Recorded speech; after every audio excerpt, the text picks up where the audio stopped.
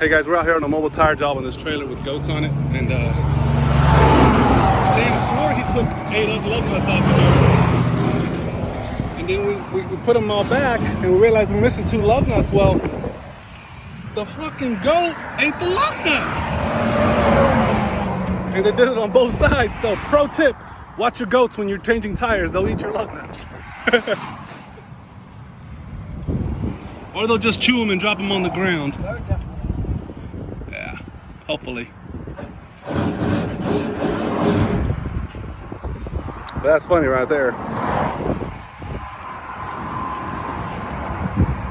Sam's Roadside Service. Say what's up to everybody, Sam. What's up, everybody? All right.